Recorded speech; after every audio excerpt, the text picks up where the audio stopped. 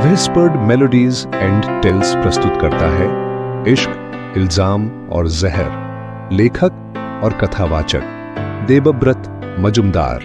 अध्याय 3, निर्णय का बोझिल पल। ज्यादा देर नहीं लगनी चाहिए, मुझे तो नहीं लगता, प्रसून जोशी ने कहा। बात तो बिल्कुल साफ है। देखो भाई, मैं अपनी रिपोर्ट देने जा रहा हूं, जो भी हो मुझे बता देना। जरूर, प्रशांत देशमुख ने कहा। अगर तुम्हें ऐतराज न हो तो मेरा वाला भी अपने रास्ते डाल देना। क्या तुम मुझे फोन पर एक ड्रिंक भेज सकते हो? मेरा मुंह तो तोते के पिंजरे के तले जैसा हो गया है। उसने घड़ी देखी। मुझे डर है कि अगर वे जल्दी नहीं करते तो हम 6:30 का एडिशन चूक जाएंगे। बूढ़ा आदमी सावधान तो है, लेकिन बहुत सुस्त। वे बिना सलाह मशविरा करने का दिखावा किए तो रह ही नहीं सकते, प्रसून जोशी ने कहा। मैं उन्हें 20 मिनट देता हूं। उन्हें सिगरेट चाहिए होगी, मुझे भी चाहिए। मैं 10 मिनट पहले वापस आ जाऊंगा। वह बाहर निकल गया।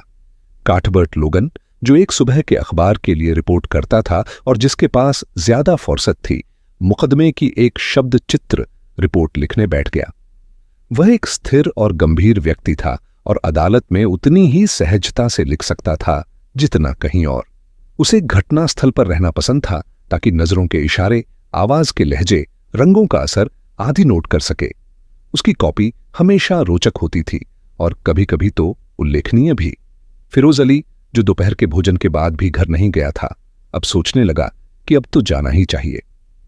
वह अधीर होकर हिला डुला और भैरवनाथ मुखर्जी ने उसे घूरा।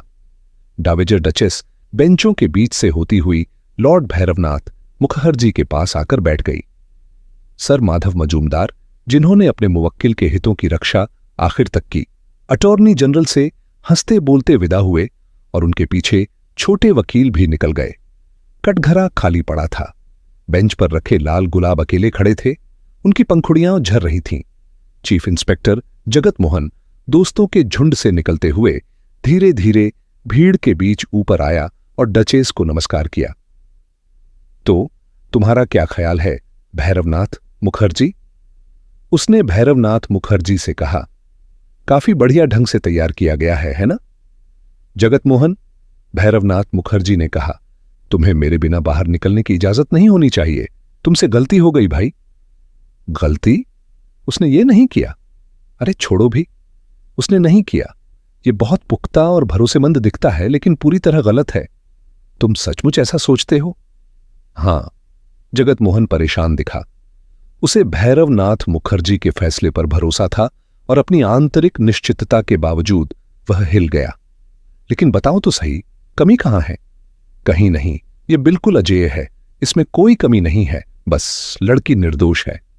तुम तो अब मनोविज्ञानी बनते जा रहे हो, जगत मोहन ने असहज हंसी के साथ कहा। है ना डचेस? काश मैंने उस लड़की को जाना होता, डचेस ने अपने सामान्य घुमावदार अंदाज में कहा। बहुत दिलचस्प और सचमुच उल्लेखनीय चेहरा, हालांकि शायद पूरी तरह सुंदर नहीं, और इसी से और रोचक, क्योंकि सुंदर लोग अक्सर नीरस होते हैं। मैंने उसकी एक किताब पढ़ी है, काफी अच्छी और अच्छी तरह लिखी हुई, और मैं हत्यारे का अंदाजा पेज 200 तक नहीं लगा सकी। काफी चालाकी भरी बात है, क्योंकि मैं तो आमतौर पर पेज 15 तक पता लगा लेती हूं। कितना अजीब है कि अपराधों पर किताबें लिखना और फिर खुद पर अपराध का आरोप लगना। कुछ लोग कहेंगे यह न्याय है। मुझे आश्चर्य है कि अगर उसने नहीं किया तो क्या उसने असली कातिल को पहचाना होगा?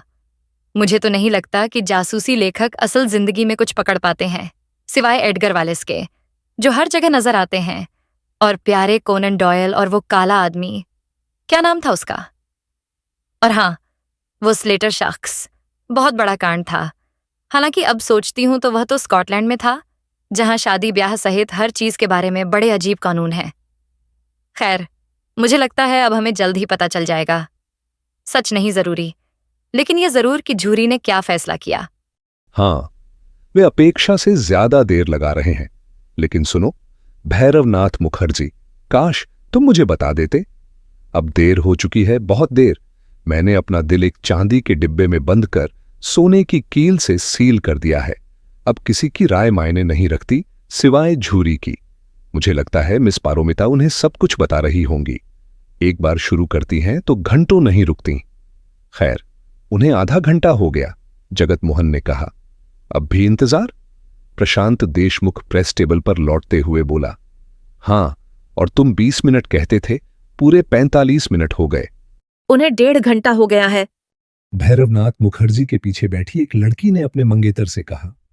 आखिर वे चर्चा क्या कर रहे होंगे? शायद उन्हें लगता है कि उसने किया ही नहीं। क्या बकवास! उसने बिल्कुल किया है। उसके चेहरे से ही साफ था, कठोर और बेरहम। मैं तो यही कहूंगी, और उसने कभी रोया तक नहीं। अरे, मुझे तो ऐसा नहीं लगा, नौजवान ने कहा। तुम कहना चाहते हो कि तुमने उसकी तारीफ की, फ्रैंक? अरे पता नहीं, लेकिन मुझे तो वह हत्यारिन जैसी नहीं लगी। और तुम जानते कैसे हो कि हत्यारिन कैसी दिखती है? कभी मिली हो किसी से? खैर, मैडम तुसाद में तो देखा है। ओह, मोम की मूर्तियां! वहां तो सब हत्यारे जैसे लगते हैं। शायद सही कह रही हो। चॉकलेट लोगी? 2 घंटे 15 मिनट, प्रसून जोशी ने झुंझलाते हुए कहा। जरूर सो गए होंगे। अब तो विशेष संस्करण निकालना पड़ेगा। क्या होगा अगर वे पूरी रात लगा दें? तो हम भी पूरी रात यहीं बैठेंगे बस। खैर, अब मेरी बारी है ड्रिंक की। मुझे बता देना, ठीक है? ठीक है। मैंने एक अशर से बात की है, रस्सियों का जानकार आदमी ने अपने दोस्त से अहमियत जताते हुए कहा। जज ने अभी झूरी से पूछवाया है कि क्या वह किसी तरह उनकी मदद कर सकता है। सच? और उन्होंने क्या कहा? मालूम नहीं। उन्हें अब 3.5 घंटे हो गया है। भैरवनाथ मुखर्जी के पीछे बैठी लड़की ने फुसफुसाकर कहा। मुझे तो भयंकर भूख लग रही है। सचमुच डार्लिंग, चले? नहीं, मैं फैसला सुनना चाहती हूँ। जब इतना इंतजार कर लिया है तो अब रुक ही जाए। ठीक है, मैं जाकर कुछ सैंडविच ले आता हूं। ओह, वह तो अच्छा होगा, लेकिन ज्यादा देर मत लगाना, क्योंकि मुझे यकीन है कि सज्जा सुनकर मैं हिस्टीरिया में चली जाऊंगी। मैं जितनी जल्दी हो सके वापस आऊंगा। शुक्र मनाओ कि तुम जूरी में नहीं हो। उन्हें तो कुछ भी नहीं मिलता। क्या? न खाने को न पीने को? कुछ नहीं। मुझे तो नहीं लगता कि उन्हें रोशनी या आग की भी इजाजत है। बेचारे! लेकिन यहाँ सेंट्रल हीटिंग तो है ना? यहां तो वैसे ही काफी गर्मी है। मुझे तो ताजी हवा का एक झोंका ही अच्छा लगेगा। 5 घंटे। सड़क पर बहुत बड़ी भीड़ है। रस्सियों का जानकार आदमी एक टोह लेकर लौटते हुए बोला। कुछ लोगों ने कैदी को हूंट करना शुरू किया तो आदमियों के एक झुंड ने उन पर हमला कर दिया और एक आदमी को तो एम्बुलेंस में ले जाना पड़ा। सचमुच कितनी मजेदार बात है। देखो, मिस्टर नमन दास गुप्ता लौट आए। मुझे उन पर बहुत अफसोस है, तुम्हें नहीं? किसी का अपने घर में मर जाना कितना भयानक होता होगा। वह अटॉर्नी जनरल से बात कर रहे हैं। उन्होंने सबने अच्छा खासा डिनर किया है, यह तय है। Attorney general sir Madhav Majumdar जितने हैंडसम नहीं हैं। क्या यह सच है कि वे कैनरी पालते हैं? कैनरी एक छोटा पीला रंग का पक्षी है जो गाने के लिए प्रसिद्ध है। इसे पालतू पक्षी के रूप में भी पाला जाता है। इसका नाम कैनरी द्वीप समूह कनेरी आइलैंड से पड़ा है। Attorney general? नहीं, सर माधव मजूमदार। हां, बिल्कुल सच है। उन्हें उनके लिए इनाम भी मिलते हैं। क्या अजीब शौक है। हिम्मत रखो फिरोज अली, लॉर्ड भैरवनाथ मुखर्जी ने कहा। मुझे हलचल दिख रही है। वे आ रहे हैं, मेरी जान, मेरी प्यारी, चाहे कदम कितने ही हल्के क्यों ना हो। अदालत उठ खड़ी हुई। जज ने अपनी सीट संभाली। कैदी बिजली की रोशनी में बहुत पीली दिखती हुई फिर से कटघरे में आ गई। जूरी रूम का दरवाजा खुला। उनके चेहरे देखो, मंगेतर ने कहा।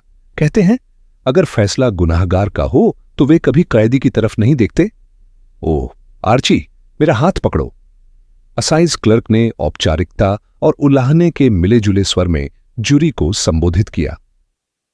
जूरी के सदस्यगण, क्या आप सबने अपने फैसले पर सहमति बना ली है? फॉरमैन चोट खाए और चिढ़े हुए चेहरे के साथ खड़ा हुआ।